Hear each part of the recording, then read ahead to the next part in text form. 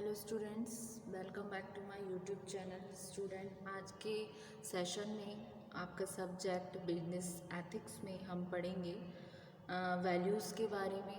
तो आज के वीडियो में स्टूडेंट हम डिस्कस करेंगे कि इंट्रोडक्शन टू वैल्यूज़ क्या होता है। ठीक है, वैल्यू को डिफ़ाइन किया जा सकता है एक तरीके से, ये कॉन्सेप्ट है। डिज़ायरेबल एक इंटरनलाइज्ड क्राइटेरियन है और स्टैंडर्ड ऑफ इवैल्यूएशन है किसी पर्सन का जो पॉजेस करता है। ठीक है, ये कॉन्सेप्ट और स्टैंडर्ड जो है वो रिलेटिवली फ्यू हैं। ठीक है, और डिटरमाइन करते हैं, गाइड करते हैं एक इंडिविजुअल के इवैल्यूएशंस पर, उसके मैनी ऑब्जेक्ट को एनकाउंटर करके उसके एवरी के डे लाइफ में। ठीक है, so value may be defined as a concept of desirable and internalized criterion और standard of evaluation a person possesses. ठीक है, तो वैल्यूज़ क्या है? सो एम्बेडेड यानी कि मजबूती। ठीक है, that they can be inferred from peoples behaviour, जिसको हम इन्फर्ड करते हैं, अनुमान लगाते हैं पीपल्स के बिहेवियर से, उसके परसेप्शन से, उसके पर्सनालिटी से और उसके मोटिवेशन के थ्रू। ठीक है, ये जनरली इन्फ्लुएंस करते हैं जो वैल्यूज़ होते हैं बिहेवियर को। ठीक है, वैल्यूज़ क्या है? रिलेटिवली स्टेबल, यानी कि ये थोड़ा सा क्या है, आपके स्थिर रहती हैं। और एंड्यूरिंग का मतलब टिकाऊ। ठीक है, स्थिर, टिकाऊ और ड्यूरेबल जिसको हम बोलते हैं। This is because of the way in which they are originally learned, इसलिए क्योंकि जिस तरीके से ये ओरिजिनली वे में सीखी जा रही हैं, लर्न की जा रही हैं। तो कैसे? एक हायरार्की है वैल्यूज़ की जो फॉर्म्स करती है, एक निर्माण करती है हमारे वैल्यू सिस्टम का। तो आइए देखते हैं क्या हायरार्की चलती है वैल्यूज़ की। सबसे पहले क्या होता है? सबसे पहला स्टेप आता है, वैल्यू जो है वो शेप करती है। वैल्यू एक आकार ले रही है। आकार ले रही है कैसे? मतलब कुछ जनरल वैल्यूज़ होती हैं जो फोर फादर्स हमारे हमको सिखा के जाते हैं, जो हमारे पेरेंट ने जिनको अडेप्ट किया, वही कोई ना कोई वैल्यूज़ हमारे अंदर भी आ रही। मतलब वैल्यू एक तरीके से शेप हुई। तो जो शेप हुई, फिर उसके बाद में हमने उन बातों पर बिलीव किया, मतलब विश्वास किया। विश्वास करने के बाद जिस चीज़ पे आप विश्वास करते हो, तो वैसे ही आपका माइंडसेट हो जाता है। माइंडसेट का मतलब यहाँ क्या हो रहा है? माइंडसेट का मतलब यहाँ पर हो रहा है आपका पॉइंट ऑफ व्यू, यानी कि दैट मीन्स योर परसेप्शन। ठीक है, हर किसी का परसेप्शन अपना अलग अलग होता है, चाहे वो ऑर्गेनाइजेशन में वर्क कर रहा हो। ऑर्गेनाइजेशन तो बड़ा स्केल में हो गया। मैं आपके फैमिली के रिगार्डिंग लेती हूँ। आपके फैमिली में अगर 5 मेंबर हैं या फिर 4 मेंबर हैं, तो चारों का अपना अलग अलग परसेप्शन होगा। किसी का परसेप्शन आपस में सिमिलर नहीं होता है, सब एक जैसा नहीं सोचते हैं। तो उसी तरीके से जैसे वैल्यू शेप हुई, बिलीफ हुआ, फिर वह हमारा माइंडसेट हुआ, मतलब हमारा परसेप्शन में वो चीज़ आई। जब परसेप्शन में वो चीज़ आई, तो कहीं ना कहीं हमारे एटीट्यूड में भी वो चीज़ दिखने लगेगी। मतलब हम एटीट्यूड में वो चीज़ लेकर आएंगे। जैसे किसी ने हमें कोई चीज़ बताई कि कुछ सिखाया हमें, तो वो चीज़ों पे हमने पहले तो विश्वास किया कि हाँ, जो इसने बोला वो सही है। फिर हम विश्वास करने के बाद उस चीज़ के बारे में हमारा वैसे ही माइंडसेट बन गया जो उस पर्सन ने हमें बताया। ठीक है, उसके बाद में वो चीज़ें जनरली जब सही हैं, तो ऑब्वियस सी बात है हम उसको अपने एटीट्यूड में लेकर आएंगे। जब हम उसको एटीट्यूड में लेकर आए, देन वो चीज़ें हमारी कहीं ना कहीं बिहेवियर में, हमारे इंटरेस्ट में, एरिया ऑफ इंटरेस्ट में, पर्सनालिटी में दिखने लगेगी, हमारी पर्सोना में दिखने लगेगी। जैसे कि जो चीज़ आपको पसंद होती है या आप जिसके बारे में, मतलब जो आपका परसेप्शन बन जाता है एटीट्यूड में, तो वो चीज़ आती है। कहीं ना कहीं आपका एरिया ऑफ इंटरेस्ट भी शोर होने लगता है। जैसे किसी चीज़ को लेकर आप मतलब आप एग्ज़ाम्पल में थोड़ा सा हेल्थ कॉन्शियस हैं, मतलब खाने पीने की चीज़ का बड़ा ध्यान रख रहे हैं, तो उस चीज़ सिचुएशन में क्या है, किसी ने वो चीज़ बताई, आपने उस पर विश्वास कर लिया, फिर वही आपका परसेप्शन बन गया, आपको सही लगा, तो देन आपकी वो चीज़ एटीट्यूड में आ गई। कहीं ना कहीं जो आर्टिकल्स होंगे या फिर कोई फ़ोन में भी आप सर्च करोगे तो आप उस चीज़ के बारे में सर्च करने लगोगे, क्योंकि वो आपका एरिया ऑफ इंटरेस्ट हो गया। वो चीज़ें आपके बिहेवियर में भी दिखेंगी।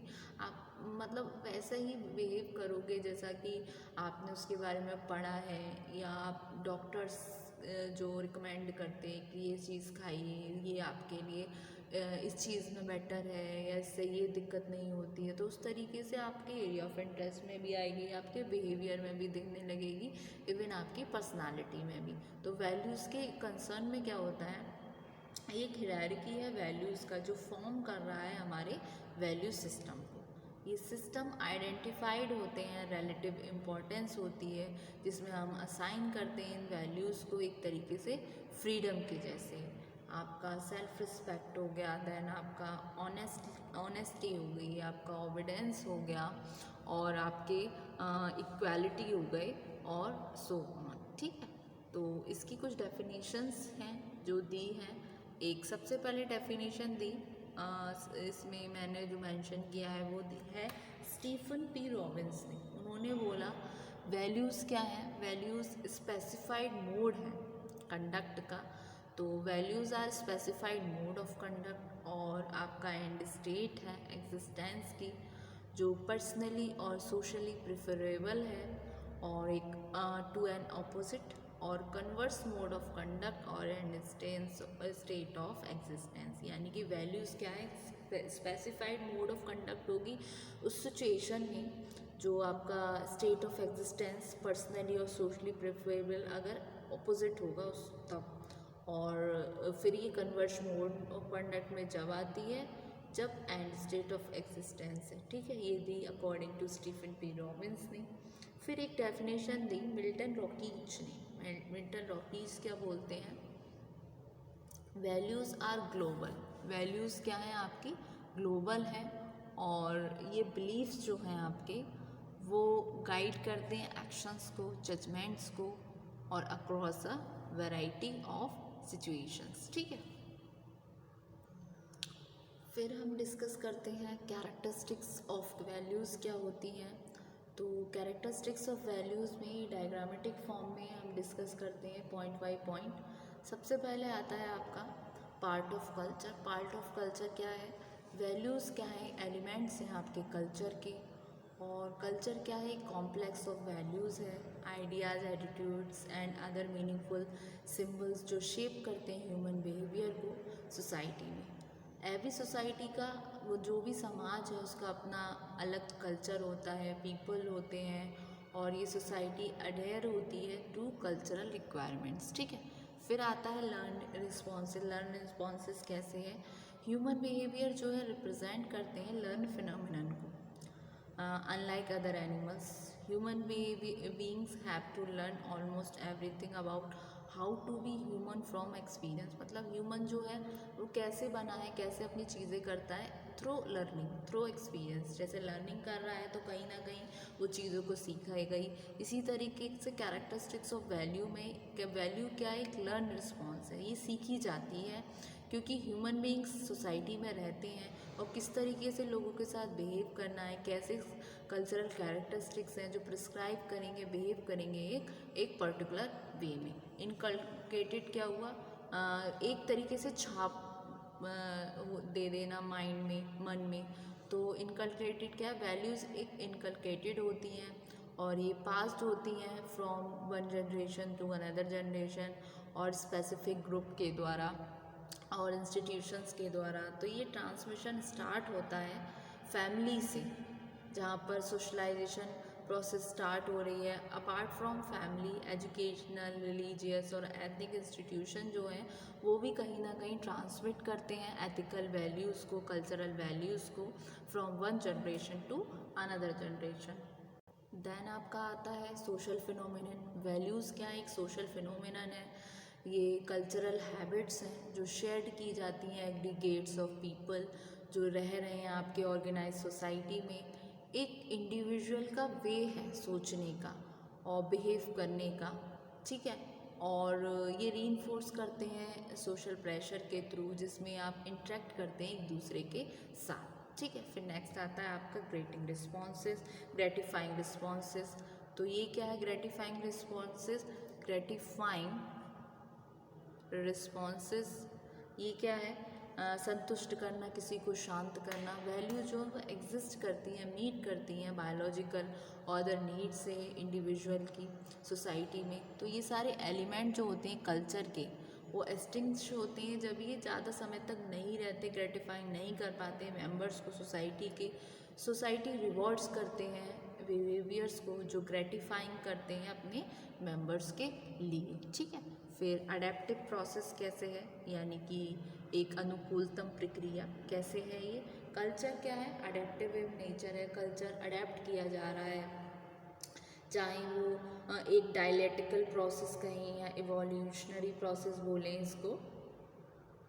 डायलेक्टिकल और शार्पली डिसकंटिन्यूस चेंज अकर्स होते हैं जब वैल्यू सिस्टम जो है कल्चर का एसोसिएटेड होता है ग्रेटिफिकेशन से, ना सिर्फ एक ग्रुप से बल्कि क्लास से, पूरे इन्वायरमेंट की। इस केस में जो अदर क्लासेस होती हैं सोसाइटी की, वो रिजेक्ट कर देती हैं जो लॉजिक होता है वैल्यू सिस्टम का, और इसको रिप्लेस कर देती हैं किसी न्यू वैल्यू के सिस्टम से। तो इसको बोला जाए तो ये रिवॉल्यूशन है और इवोल्यूशनरी प्रोसेस है जो चेंज अकर करती है slowly as a gradual process, ठीक है। तो ये क्या है, अडेप्टिव प्रोसेस है। जब कहीं कोई प्रोसेस सही नहीं लगी, मतलब कोई वैल्यू है तो उसमें कुछ चेंज कर दिया उसको, ठीक ग्रेटिफिकेशन के लिए सभी ग्रुप्स की जो इन्वायरमेंट में रहते हैं उनके रिगार्डिंग, ठीक है। तो ये हुआ आपका अडेप्टिव प्रोसेस। तो होप से स्टूडेंट आज के वीडियो में ये आपको कंसेप्ट एंटायर वैल्यू का समझ आया। तो एक बार ये हम इसको गो थ्रू करते हैं, आज के वीडियो में हमने क्या क्या पढ़ा। तो हियर वी गो, ये रहा आपका वैल्यूज़, ठीक, इसका कंसेप्ट। देन ये हैं आपके कैरेक्टरिस्टिक्स ऑफ वैल्यूज़।